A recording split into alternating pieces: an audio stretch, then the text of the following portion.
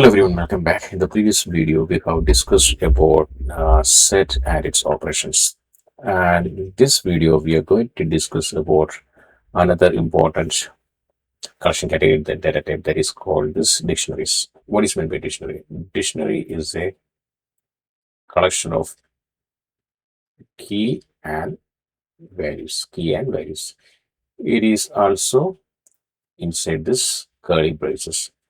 What is the difference between set and dictionaries?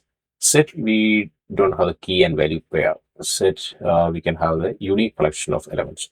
Here we have keys and values. Key separate key colon value. We can create k1 colon value 1, k2 colon value 2, k3 colon value 3. This is called a dictionary. This is called a dictionary. Okay. Here, these keys are, once it is keys are created, keys are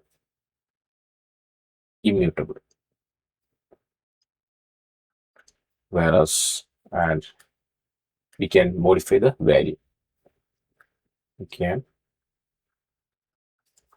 modify the values. Keys are immutable. Once it is created, it won't allow to change the keys, but we can modify the values of the values. Then how to create a dictionary? Suppose if you want to create a dictionary called user equal to, in the double braces, I had to give name, I know, age 35, then city, tolerance. Like that, we can. This is how we can create a dictionary. This is how we can create a dictionary. Suppose if you want to get the username, then we can add user of name, and then it will give the corresponding name. Then it will give the corresponding name. Okay, this is all about dictionary. Let's go ahead and see how can we create a dictionary and get the values out of the dictionary. Let's go ahead and see that. Suppose if you want to create a dictionary equal user equal to, we have to define like this. Okay, just say if you are creating like this, it will create a dictionary. Type of A is a dictionary. This is how we are creating the dictionary. Suppose I'm creating a dictionary called users equal to name colon hello age 20, whatever it may be, city New York. Suppose if you want to see users, this is given key value pair inside this curly braces. Suppose if you want to get the name, user of name, we will get like this, and user of age, if you want to get the user's age, we can get like this. This is how this dictionary will work.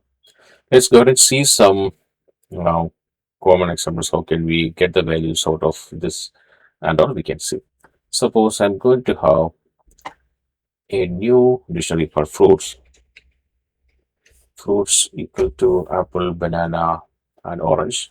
This is like an inventory kind of thing. We can keep how many apples are there, how many bananas are there, and how many oranges are there, like that. This is what we call a fruit dictionary. What are the operations we can perform out of this dictionary? That's what we're going to see. The first operation what we're going to see is getting the value. Suppose if we want to get the value of any of the object, that is, I want to know how many apples are there. What we can give? Fruits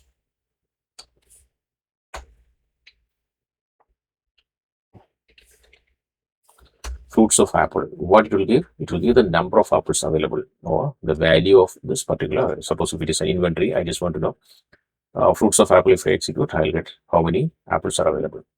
Suppose if you want to give something called kiwi, in this case, it is going to say key error. There is nothing called key. There is no key available here. Instead of, you don't want to get the error like this, then what we have to give is, we can just say fruits dot get. In this case, it is not going to throw the exception. It says nothing. It says nothing. Instead of giving this key error, it will gracefully exit because it doesn't have the key available, so it will exit gracefully. Suppose if you are giving some value, it is already available. Instead of kiwi, if I'm giving apple, I'll get the number of apples available or what is the corresponding value for that particular key. This is how we can get the values out of the dictionary in two cases, whether this is key and values are available and key and values are not available. Whether you want to get the key error or you want to gracefully exit that query, that depends upon our requirement. Suppose I have a key apple equal to 10, fruits apple equal to 10. I'm going to update this one like fruits of apple equal to 15. Currently, what is this value? So let's go ahead and see this one. Currently, my value is apple equal to 10. I just want to update this value to 15. Now, if you execute it once again, the value has been changed to 15. Suppose if I am going to execute fruits dot set default, not the kiwi, apple equal to 40. Okay.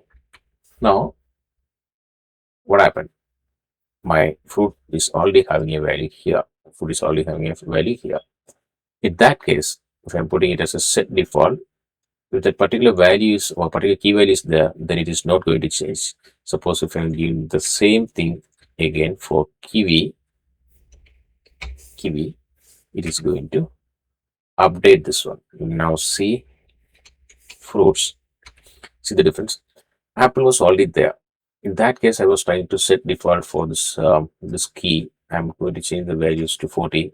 As this key and value is already present, it is not going to change. It is going to give the value which is already present. If that particular key value is not there, then that key value will be appended. The key value will be appended into that particular set. That is the difference between set default and how can we add values into or change the values of a particular key in a set. Then the second thing is we see how can we add values and update values. Now we have option to remove the keys and values from the set. How can we remove values? We have fruits. Different options are there. One is fruits dot pop, and in that case we need to give the value. Here we have apple, 15 apples are there. If you give pop, then it is going to remove apple from that one.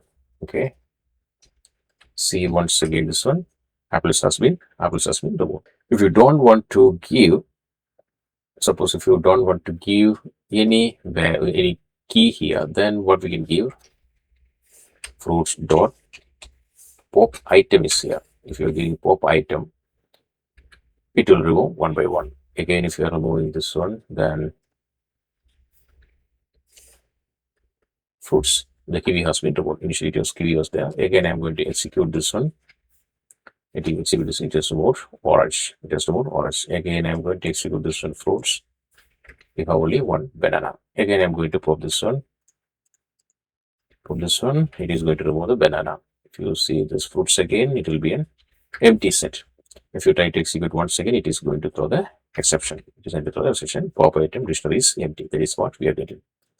Let's go ahead and see one more command, that is fruits equal to this one.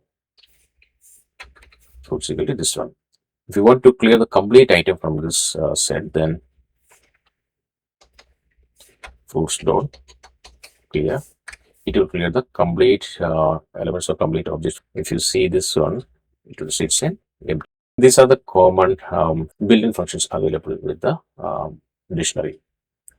In the next video, we are going to see how can we get the values out of this dictionary. We have, what are the things we have here? In a dictionary, we have